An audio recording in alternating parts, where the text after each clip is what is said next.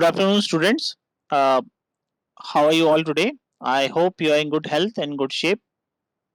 Uh, as you must have remembered, in the last class, we have discussed about the two houses of parliament. What is the composition of the two houses, as well as is territorial, how the territorial constituencies is being decided of both the houses, how many number of members are there in both the houses, what are their selection features, how the members are getting selected, and what are the disqualification for being a member of both the houses of the parliament. So we have discussed all about it in the previous class, as you must have remembered. Now let us discuss about what are the functions of the parliament. Those essential functions of the parliament, the most essential function of the parliament is lawmaking.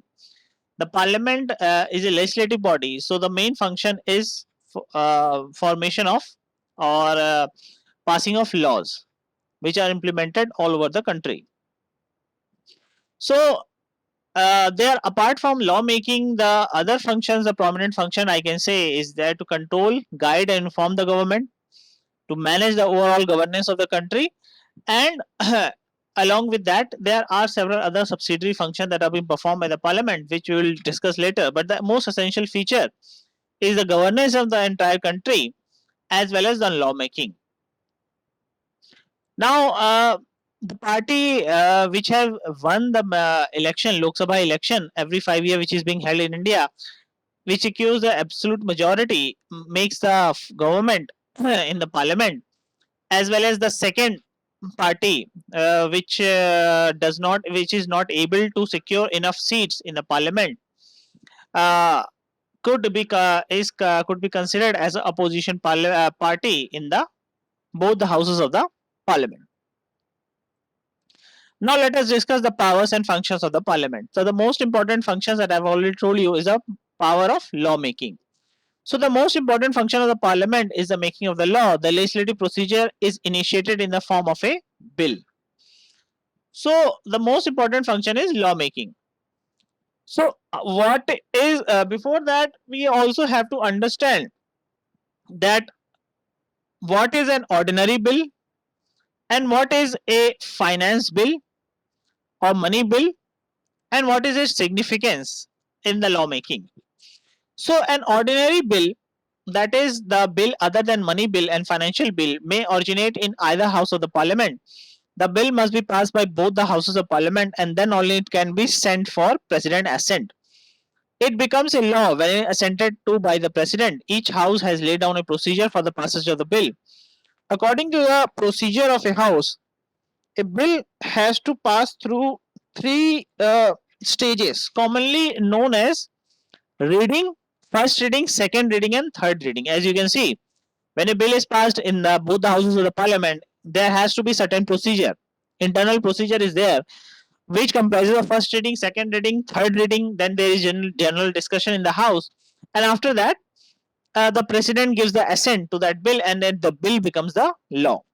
So you see, at the first stage, the bill is introduced in the house. At this stage, no discussion take place. The second is the consideration stage, when the bill is discussed clause by clause. At this stage, amendments may be moved. At the third reading stage, a brief general discussion of the bill take place and the bill is finally passed. When the bill is passed by one house, it is sent to the other house. So if the bill is passed in Lok Sabha, it will be sent to the Rajya Sabha, or if the bill is passed in the Rajya Sabha, it will be sent to the Lok Sabha, where the similar procedure is being again repeated. If there is any disagreement between the two houses over any bill, or the bill could not be passed in either of the houses, then the bill cannot be deemed to have been passed. So in that case, what will happen? What is the procedure? So if the two houses do not agree, a deadlock is created. So if the Rajya Sabha did not agree or the Lok Sabha did not agree, then a deadlock will be created.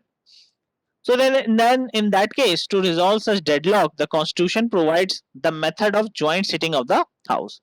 The provision for joint sitting of the house is given in Article 108.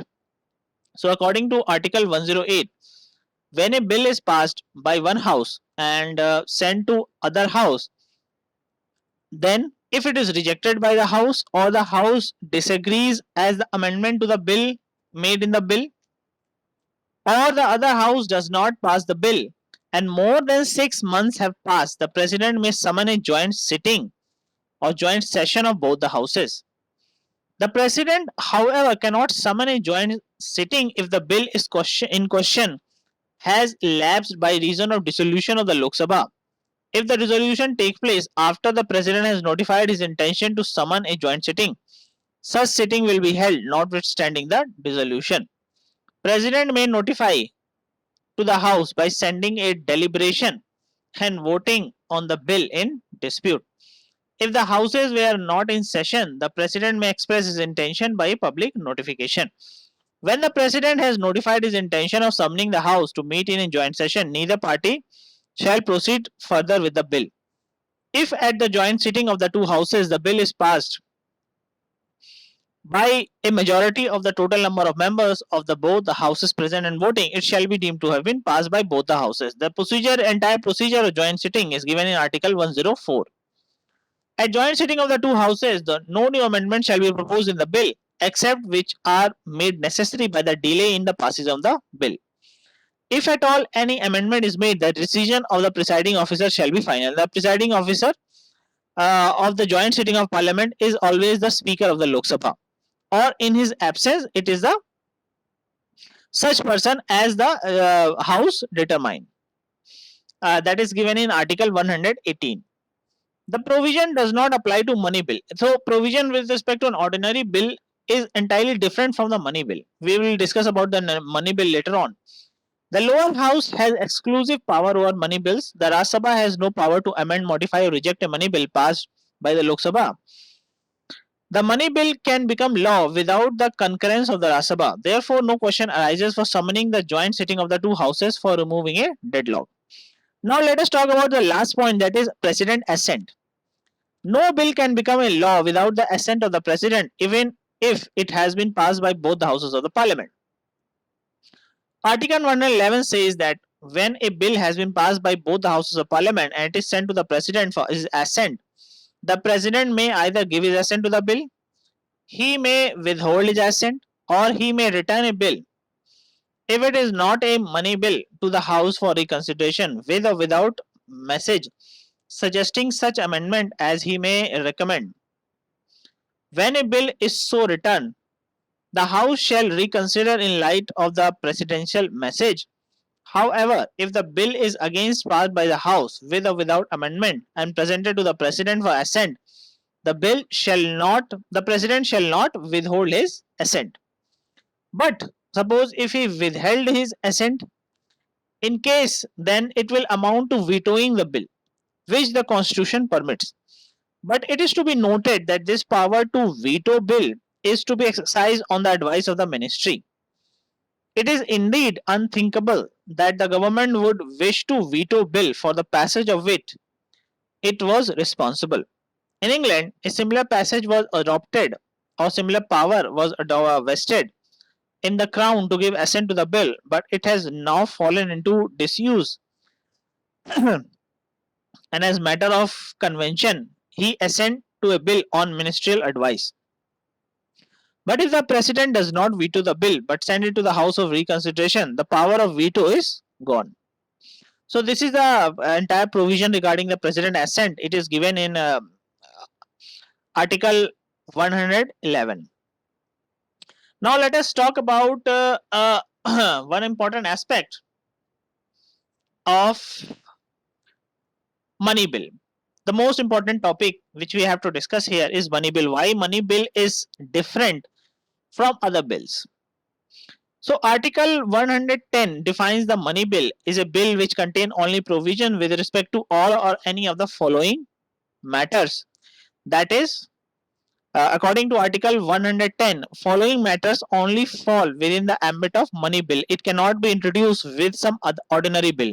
These matters must be introduced before the parliament by way of money bill. What are those matters? That is, the imposition, abolition, remission, alteration or regulation of any tax, regulation of the borrowing of money or the giving of any guarantee by the government of India, the custody of the consolidated fund or contingency fund, the payment or withdrawal of money from such fund, the appropriation of money out of the Consolidated Fund of India, the declaration of any expenditure to be charged on the Consolidated Fund of India, the receipt of money on account of the Consolidated Fund of India or the public account of India, or the custody or issue of such money or the audit of account of the union or the state.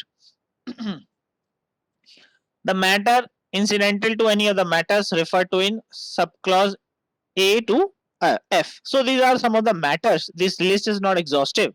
These are some of the matters which are to be presented before the parliament by way of money bill only. But a money bill, but a bill is not a money bill by only reason that it provides for imposition of fine or other pecuniary penalties, payment of fees for license or services rendered, or imposition, abolition, remission, alteration, or regulation of any tax by any local authority, a body for local purposes. So, if any question arises whether a bill is a money bill or not, the decision of the Speaker of the Lok Sabha shall be final. So, always remember that whether a bill is a money bill or not, the decision of the Speaker of the Lok Sabha is always final. It is given in Article 110. So, when a bill is sent to the Rajya Sabha or presented to the President for assent, a certificate of the Speaker of the Lok Sabha shall be endorsed on it, mentioning that the particular bill is a money bill. A money bill can only be introduced in the Lok Sabha. It cannot be introduced in the Rajya Sabha. So always remember that money bill has always to be introduced in the Lok Sabha only. It can never originate in the Rajya Sabha. After a money bill has been passed by the Lok Sabha, it is sent to the Rajya Sabha for its consideration. The Rajya Sabha must return the bill to the Lok Sabha within 14 days from the receipt of the bill with its recommendation. The Lok Sabha may either accept or reject all or any of the recommendation of the Rajya Sabha. If the Lok Sabha accept any of the recommendation by the Lok Sabha, the money bill shall be deemed to have been passed by both the houses with the amendment by the Rajya Sabha and accepted by the Lok Sabha. If a money bill passed by the Lok Sabha and sent to the Rajya Sabha for its recommendation is not returned to the Lok Sabha within 14 days, the bill shall be deemed to have been passed by both the houses at the expiry of 14 days period in which it has been passed by the Lok Sabha. That the Rajya Sabha can at most, what it can do is that it can detain a money bill for only 14 days.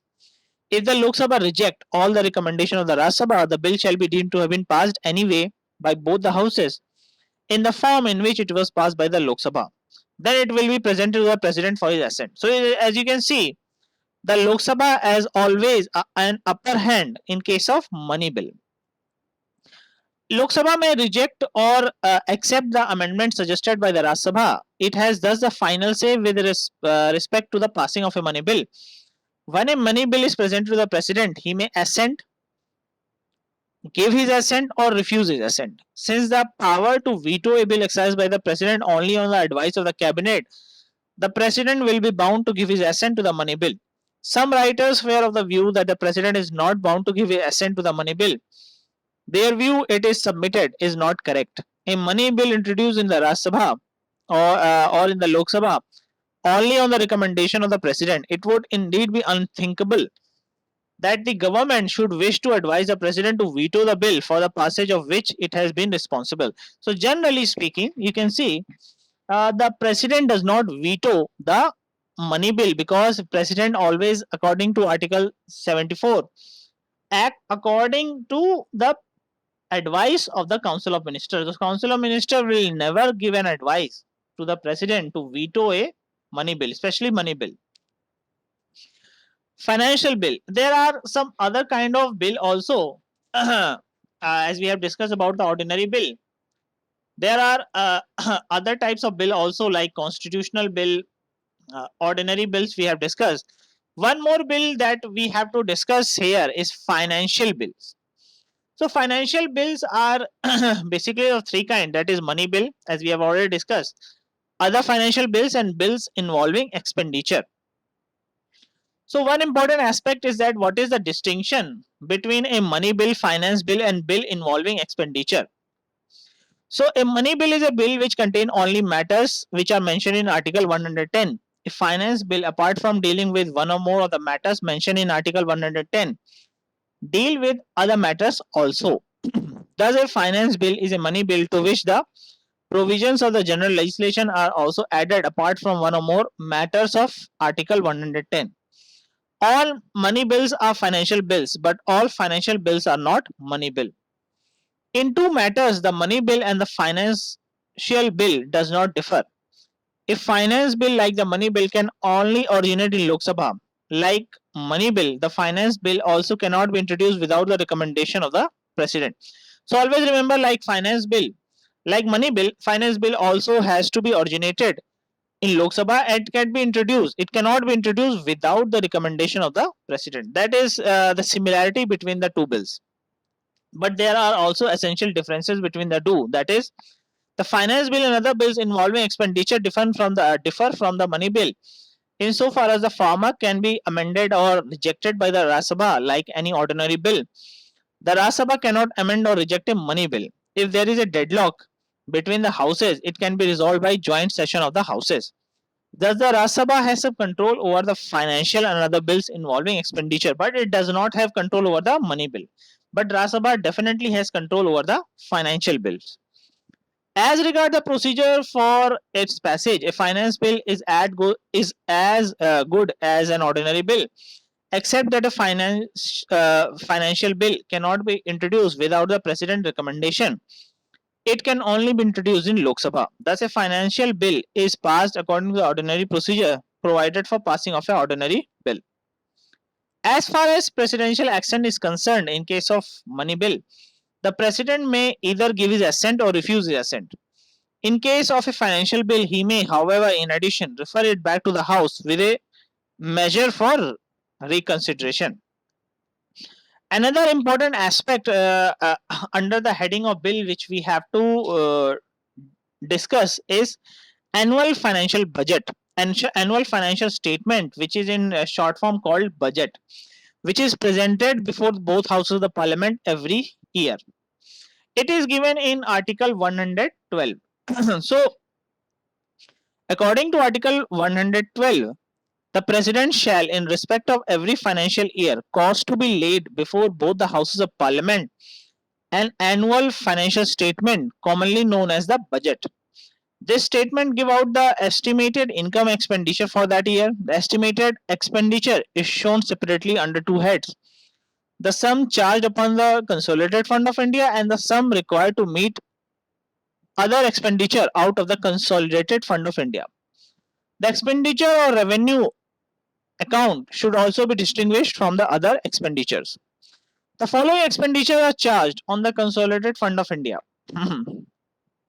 salary and allowances of the President and other expenditure related to his office, salary and allowances of the Chairman, Deputy Chairman of the Rajya Sabha and Speaker and Deputy Speaker of the Lok Sabha, debt charged for which the Government of India is liable, salary, allowances, pension payable to judges of the Supreme Court, Controller, Auditor General of India, judges of the High Court and Federal Court. Any sum required to satisfy any judgment, decree, or award of any court or tribunal, any expenditure declared by the Constitution of the Parliament by law to be so charged. So, under the budget, these are the following expenditure which is charged upon the Consolidated Fund of India, and a statement of accounts of all these uh, matters is mentioned in the budget or discussed before both the houses of the parliament under the budget. So, regarding discussion and voting of budget, according to Article 113, the expenditure which is charged on the Consolidated Fund of India shall not be submitted to the vote of the parliament. However, houses are not prevented from discussing any of these item expenditure. The estimate which relate to this expenditure must be submitted to the Lok Sabha in the form of demand for grant.